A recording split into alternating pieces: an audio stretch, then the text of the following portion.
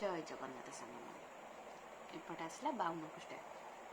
योगस्थः कुरु कर्मणि संगम त्यक्त्वा धनंजय सिद्ध सिद्ध्याः समभूत्वा समतं योग उच्यते तुरेण हेवरं कर्म बुद्धि योगाद्ध धनंजय बुद्धौ शरण मिन्योच्छ कृपणाः फल हेतवः। ये भगवान पुणी कहते ये द्वितीय सब तो से तुम्भे फल कामना छाड़ी निष्काम अर्थात फल आशा छाड़ी दे कर्म कर आहुरी मत सिद्धि हेउ बा सिद्धि न हेउ या समान ज्ञान कर। यह समज्ञान यह जोग अटे।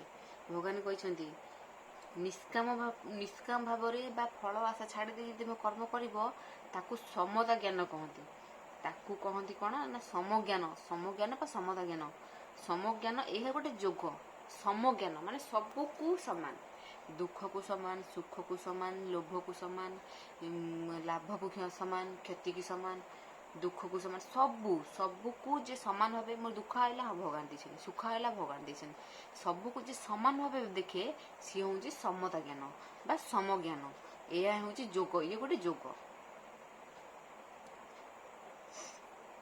देइछथि भगवान। कर्मयोग निकृष्ट ज्ञान योग श्रेष्ठ अटे।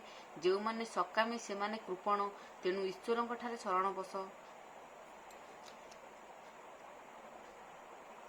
सैला एपटे सैला एपटे एपट 53 पृष्ठा सब से ये जहाँ अर्थ ये से अर्थ जे लोकर समता बुद्धि से कर्मफल को छाड़ी देबारु जन्म बंधन मुक्त हुए से समता ज्ञान। भगवान कहते समता बुद्धि जार समता बुद्धि थब से सबको समान भाव देखिए से जी समता बुद्धि माने ग्रहण कर सी जन्म बंधन मुक्त है भगवान ये कहते।